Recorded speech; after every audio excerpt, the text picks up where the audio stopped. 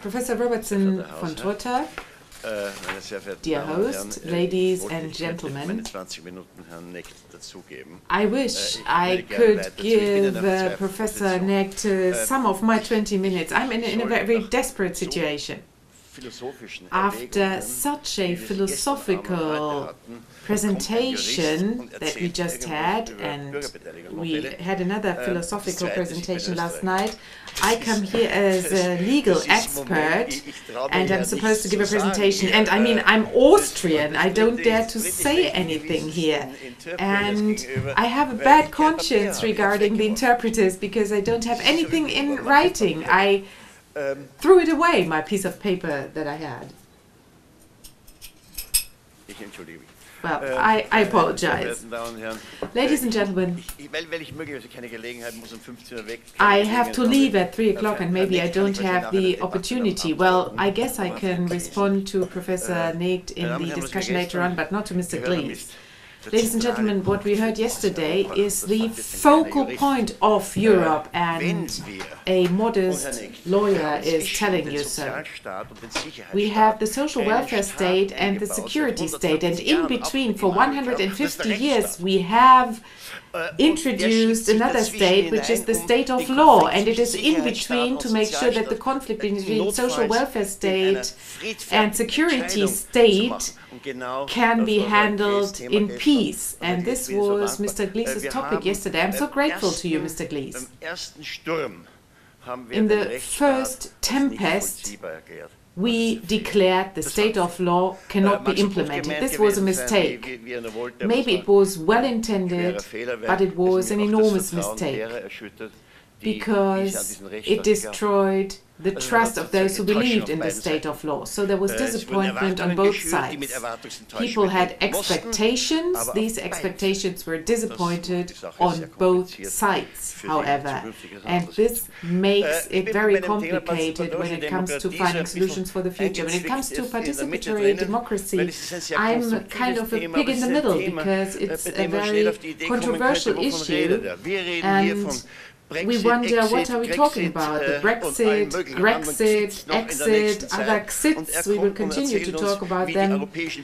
And we discuss how the European citizens are supposed to be integrated into a decision-making process. And I don't feel at ease at all, because I use the subjunctive, and we all have all this in our European constitution. I say constitution, and we wrote it down there. But as it is so confusing to hear, where are we, where did we come from, where are we going? We also worded this in writing, Articles 2 and 3, who clearly state who we are and who we want to be. And it points out the borders of the state of law, and those who do not comply with these expectations are not part of the European idea and are not supported by this idea. Well, maybe we can show my next slide to make you understand what I'm talking about here. Doesn't work? Okay. Well, in the Treaty on the European Union, after long-standing discussions and negotiations, we established an overall architecture. So an overall architecture of tools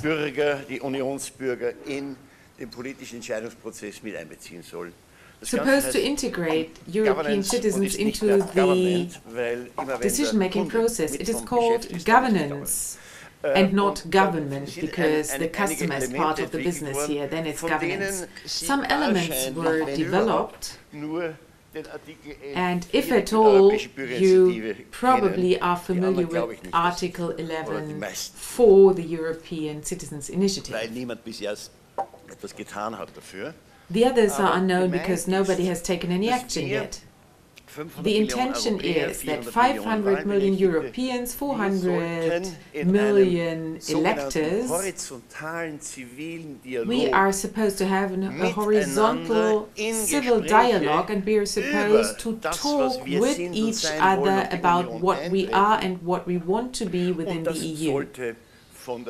And this is supposed to be supported by the Constitution. In the English version, it says the institutions shall, by appropriate means, a clearer wording compared to the German. And then we have the vertical civil dialogue, which is the idea of the social partnership in Europe, i.e. that the different institutions, well, basically the Commission, but also some others, are supposed to have a regular, open and transparent dialogue with representatives of the citizenship. Well, 2 weeks from now, another book on this will be published, and well, I think there's a lot of potential of hope here. Then we have the consultation procedure, and Brussels is very industrious here. Every week we have a request to voice our opinion about this or that. It does work in some way, but behind closed doors, so it's not a dialogue, it's just a letterbox, and in the end you heard what was collected, but you didn't understand how it all came about. Then we have the European Citizen Initiative, and it included so many hopes, but Mr. Timmermans just informed us that only anti-European topics are discussed here. Well, every type of idea of the citizen can be expressed here. And then we have the interesting European dialogue of values. This is an agreement between the accepted religious communities and the non-religious communities with the institutions. So this could be an architecture, ladies and gentlemen, of a participatory democracy, which is slightly different from the direct democracy. Yes. And, well, we could have started there in a very promising way. This hasn't happened so far. And a lot of German activities are included in Article 11.4, but it was not understood that this is a tool of dialogue and communication and not a decisive tool.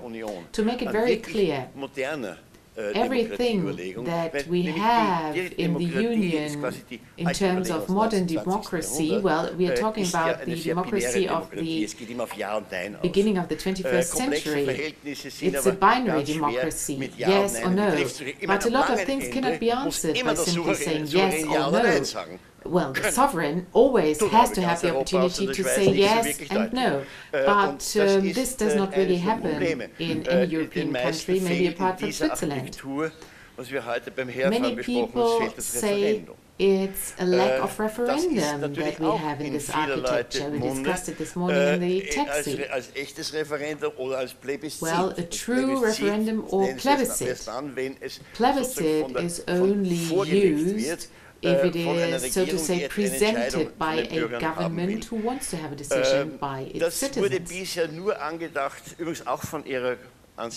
In the past, your, I think, great Chancellor just started to think about it when it comes to the election of a European president of the EU who should be elected by the citizens. Tony Blair supported this, and Mr. Juncker some years ago supported it. He no longer supports it that strongly. And it's an idea by Minister Schäuble, so that a president, which one, I mean, we have umpteen opportunities opportunities within the EU, but that one individual is elected by the citizens in Europe directly by way of a referendum, like the federal president in Austria. It's not the case in Germany, but it's the case in Austria. So this is lacking. But we can discuss it, and, well, we are talking about the breaking up of the European Union and not about a new treaty of the EU where such elements could be included as well. But I do not just want to point out that nothing runs as it could run now, but let me add something else. Why participatory democracy? Ladies and gentlemen, the Treaty on the European Union is based on the Lisbon Treaty. And in the Lisbon Treaty, we clearly read why the new tools are to be introduced. Because there is a desire of enhancing the legitimacy by making citizens participate. Now, these tools have been in existence for several years, and if you take a close look, there's a lot of frustration on both sides, by the way. There's also frustration on Article 11.4. So on both sides we have frustration regarding the European Citizen Initiative. We heard, well, a lot of anti-Europeans are part of this, which is not true. But these are citizens who want to participate. 45 now, at the moment, from an electorate of 400 million, which is almost nothing. But it is too much for Brussels and not enough for the citizens. Frustration on both sides. If you look at it from the point of view of the Lisbon Treaty, did it lead to enhancing legitimacy? No, on the contrary. So, work needs to be done, but once Brexit and whatever are over, this is not a topical question. But once we get over these problems, here we have work to do where we could really make a lot of progress if citizens are integrated into the process of developing an intention. Well, you wonder, we have 23 official languages and 28 true languages. How is it possible to make citizens participate in Europe? Well, it can only be e-participation, obviously. There is no other way.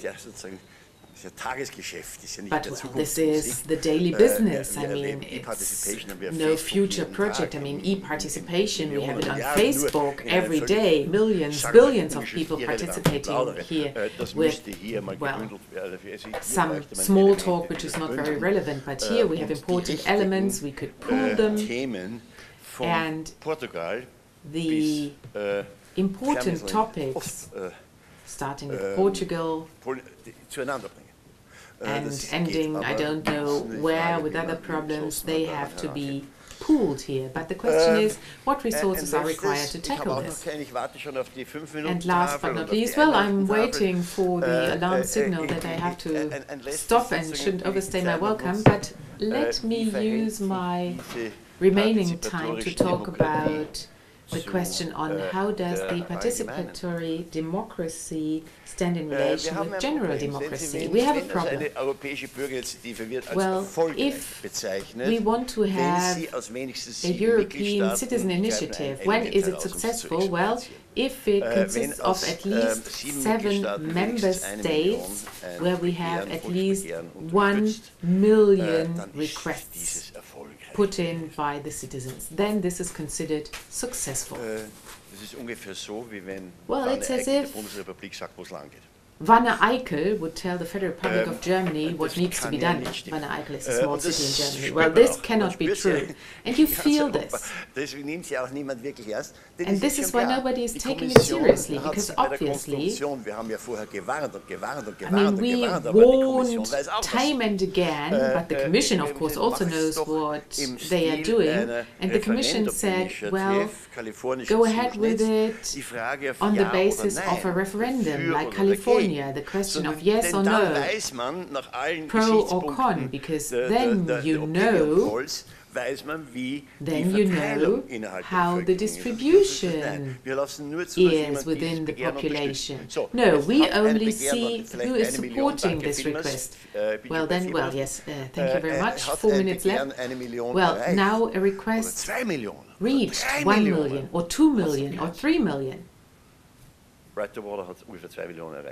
Well, I think we had one incident where we had 2 million. Then the Commission, justifiably and based on democratic principles, can and has to respond. Thank you very much, the initiative, but 399 or 398 million of Europeans do not share your opinion, or maybe they even oppose it. This is why TTIP will not be accepted. I mean, this struggle to allow for tools like this to be accepted or not, well, it cannot work, and we just saw that it doesn't work.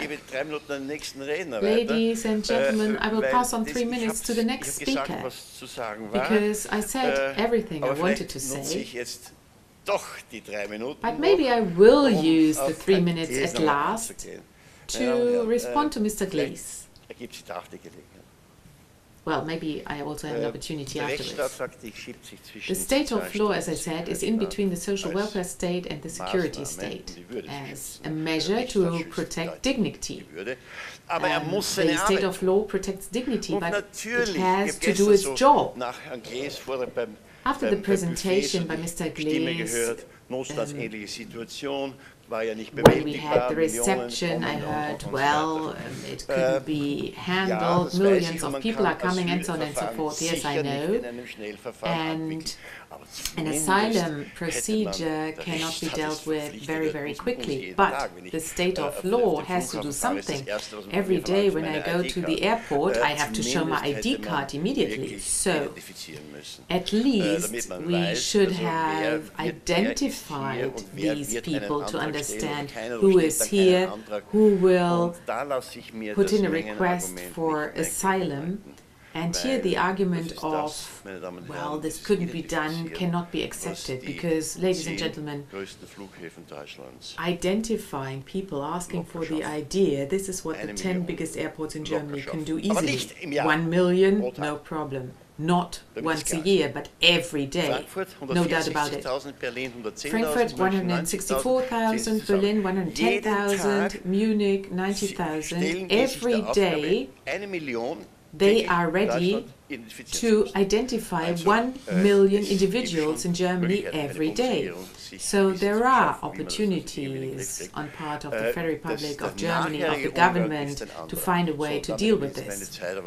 Well, but now I really used up my time, and for a small Austrian who gave the big Federal Republic of Germany a small reminder. So thank you very much for your attention. Thank you.